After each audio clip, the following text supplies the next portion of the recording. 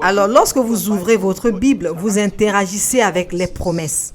La Bible les appelle des promesses infiniment grandes et précieuses. Vous interagissez avec des principes. La Bible les appelle les mystères du royaume. Matthieu 13, 11.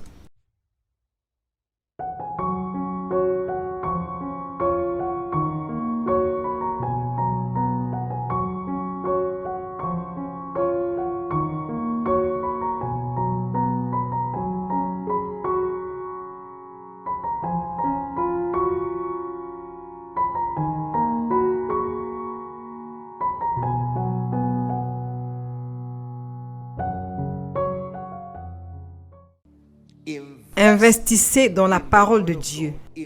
Investissez dans le ministère de la parole. La prière est importante, mais la prière sans une compréhension de la parole vous laissera seulement pratiquer la superstition religieuse. Ce qui donne du pouvoir à la prière, c'est la conformité avec la parole. Avez-vous entendu cela? Ce qui donne du pouvoir à la prière, c'est le fait qu'elle soit basée sur les Écritures, conforme et cohérente avec la volonté de Dieu. En fait, voici comment la Bible dit. Voici l'assurance que nous avons, que si nous demandons quelque chose selon sa volonté, nous savons qu'il nous écoute. Alors, lorsque vous priez sans tenir compte de cela, quelle que soit l'énergie que vous dépensez, il y a une garantie que votre prière ne sera pas exaucée. Sommes-nous d'accord? Beaucoup de croyants prient et ne reçoivent pas de réponse parce qu'ils prient simplement émotionnellement, superstitieusement. Ils crient partout et pourtant leur prière n'est pas conforme aux Écritures. Le mode opératoire dans ce royaume, c'est la parole. La manière dont les choses se passent, c'est par la parole. La méthode de Dieu a toujours été sa parole. Sa méthode pour élever, c'est sa parole. Sa méthode pour restaurer, c'est sa parole. Sa méthode pour bénir, c'est sa parole. Dès l'instant où vous ignorez la parole de Dieu et vous essayez d'obtenir les résultats de Dieu, vous n'êtes plus un chrétien. La seule façon dont les résultats de Dieu viennent à vous, c'est quand vous vous conformez à sa parole.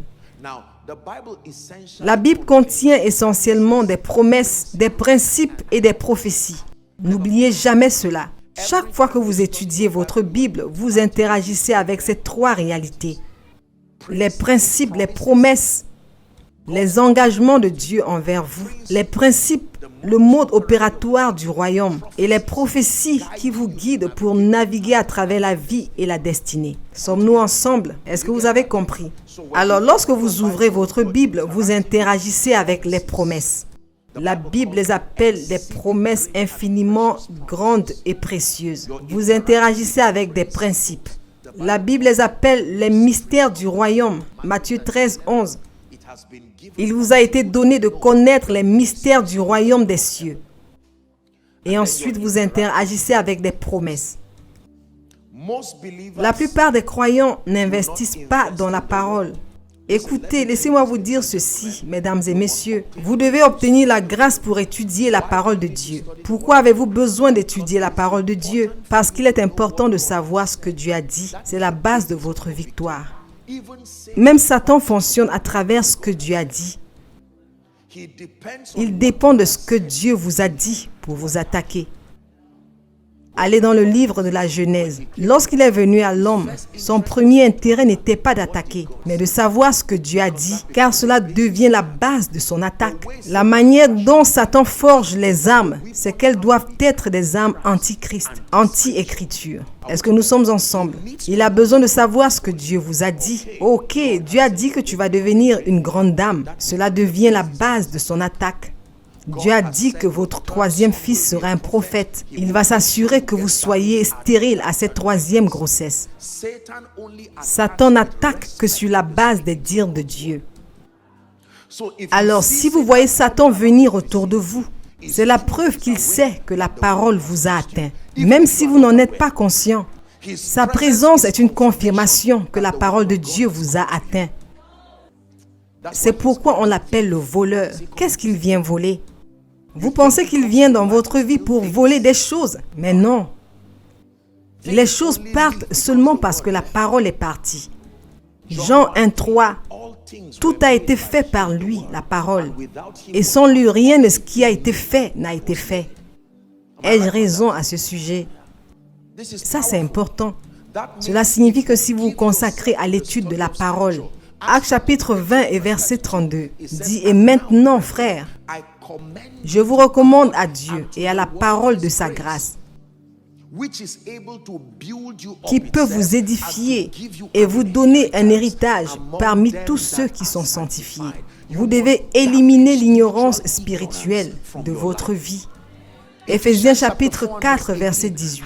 Ayant leur intelligence obscurcie, étrangers à la vie de Dieu à cause de l'ignorance qui est en eux, à cause de l'endurcissement de leur cœur. Vous avez besoin de connaissance. Dites connaissance. S'il vous plaît, criez-le. Dites connaissance. La connaissance, c'était la véritable lumière. Ésaïe chapitre 6, verset 1 dit « Lève-toi, sois illuminé. » Pourquoi? Car ta lumière est venue. C'est la seule raison pour laquelle vous allez vous lever. Parce que votre lumière est venue. Pas parce que vous en avez assez de rester dans cet état. Le temps ne change rien. Il révèle seulement les conséquences de vos décisions. Si vous voulez que les choses changent, vous devez apporter la lumière. Jean 1, 5. Et la lumière, lui, dans les ténèbres, et les ténèbres ne l'ont point reçue. Laissez-moi citer Ésaïe 60, verset 1 de la version Amplified. Une très belle traduction. Voici ce qu'elle dit. « Lève-toi de la dépression et de la frustration dans lesquelles les circonstances t'ont maintenu. Lève-toi vers une nouvelle lumière. » Sommes-nous ensemble? Maintenant écoutez. La Bible dit dans Genèse chapitre 1, l'histoire de la création, que Dieu a appelé la lumière jour et les ténèbres, il les a appelées la nuit. Suivez-moi. Il a appelé la lumière et les ténèbres, il a appelé, une fois encore, il a appelé la lumière et les ténèbres, il les a appelées. Alors, dans l'économie de Dieu, le jour n'est pas 6 heures, midi, 15 heures. Le jour n'est pas lorsque le soleil brille. Le jour pour vous est lorsque votre lumière vient. Est-ce que nous sommes ensemble? Alors, tu peux chronologiquement, comme nous le disons, être à midi, pourtant être encore dans la nuit. Et la Bible dit que les larmes viennent avec la nuit. Et donc, si vous voulez mettre fin à votre nuit, vous n'attendez pas que le soleil se lève, vous apportez la lumière. Car la joie est liée à la lumière, elle est liée au matin. Est-ce que nous apprenons maintenant? Il a appelé la lumière jour et les ténèbres, il les a appelées nuit. Donc, pour beaucoup d'entre nous, le soleil tel que nous le connaissons, selon la compréhension populaire, il se lève et il se couche, il se lève et il se couche. Mais dans le royaume de l'esprit, on n'a jamais vraiment eu le jour. Il a toujours été nuit, car la lumière n'est pas venue. Et pour quelqu'un, tu peux vivre dans la nuit et pourtant ton expérience est celle du jour, à cause de l'abondance de la lumière. Écoutez, retournez à la parole. Qu'est-ce que Dieu a dit concernant ta santé? Qu'a-t-il dit au sujet de tes finances? Qu'a-t-il dit au sujet de ton influence? Sommes-nous ensemble? La Bible dit dans Psaume 82, verset 5, « Ils ne savent rien et ils ne comprennent rien. Ils marchent dans les ténèbres et tous les fondements de la terre sont ébranlés. » Le verset 6 dit, « J'ai dit, vous êtes des dieux, vous êtes tous des fils du Très-Haut. » Mais le verset 7 dit, « Vous mourrez comme des hommes et vous tomberez comme l'un des princes. » J'ai fait une alliance avec ma destinée il y a des années que je ne serai jamais ignorant de la parole. Je savais que ma vie en dépendait. J'ai trouvé ta parole et je l'ai mangée. Elle est devenue une joie et une réjouissance pour mon âme. S'il vous plaît, investissez dans les Écritures. Je maudis l'esprit de paresse spirituelle. Est-ce que nous sommes ensemble? Réveillez-vous la nuit et ouvrez votre Bible. Il y a 3 façons de maximiser le ministère de la parole. Numéro 1, étudiez-la. Numéro 2, confessez-la. Numéro 3, écoutez-la. Vous devez étudier la parole. Étudiez pour vous montrer approuvé devant Dieu. Un ouvrier qui n'a pas à avoir honte, qui partage correctement la parole de Dieu. Puis vous devez l'écouter. La foi vient en écoutant. Procurez-vous du matériel. Nous vivons dans une époque où c'est si facile. Il y a toutes sortes d'appareils. Il y a des enseignements de Jésus, les confessions de foi sur la guérison, les confessions de foi sur votre destinée. Tout ce que vous avez à faire est d'aller en ligne et de les prendre. Vous n'avez pas besoin de les assembler vous-même. Mon téléphone est plein de toutes sortes d'écritures. Je n'en suis peut-être pas conscient, mais cela entre dans mon esprit. Je ne l'écoute pas pour la conscience, je le transporte dans mon esprit. Est-ce que vous apprenez? Alors vous étudiez les Écritures, vous écoutez les Écritures et vous les déclarez. Ne manquez pas la partie de déclaration. Vous ne maximisez pas le ministère de la parole si vous êtes silencieux. Que les rachetés du Seigneur le disent. Que ceux qui sont guéris par le Seigneur le confessent. Que ceux qui sont bénis par le Seigneur le confessent. Que ceux qui sont grands dans le Seigneur le confessent. Que les enfants du Seigneur le confessent. Que les témoins du Seigneur le confessent. C'est important que vous le confessiez. La justice qui est de la foi parle. Elle n'est pas silencieuse. Dites-le, dites-le, je suis béni. Dites-le, je suis oint par l'Esprit. Dites-le. Numéro 3. La troisième clé pour devenir puissant dans l'Esprit. Vous devez lutter pour l'autonomisation spirituelle. Est-ce que Dieu nous aide ce soir? Vous voulez être des témoins, vous voulez être des hommes et des femmes de stature. Ceci est le modèle apostolique qui a été transmis à l'Église.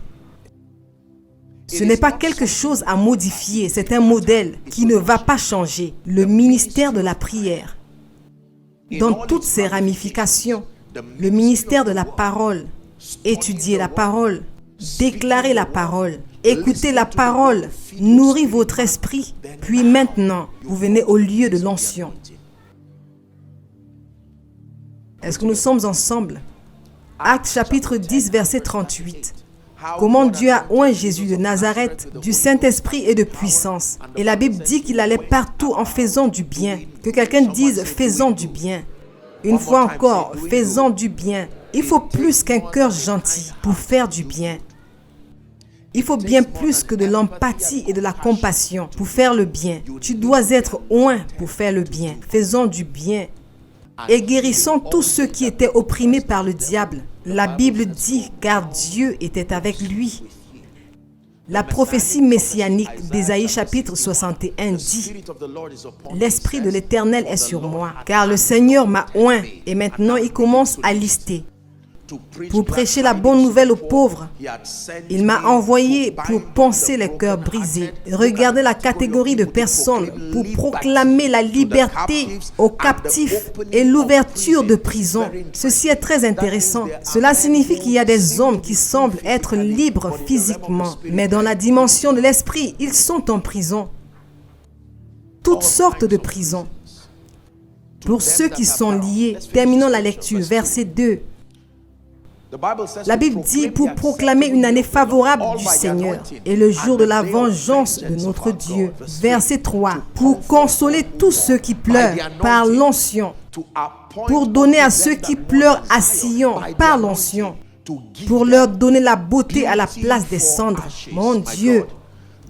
L'huile de la joie à la place du deuil. Le manteau de louange toujours par l'onction. Pour l'esprit abattu, pour qu'ils soient appelés les arbres ou les chênes de justice, la plantation du Seigneur afin qu'il soit glorifié.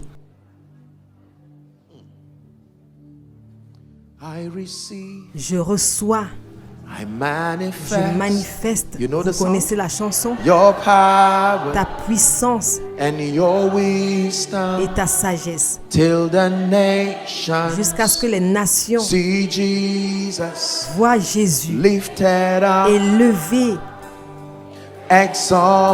exalté. Je reçois, je manifeste. Ça, c'est ta destinée.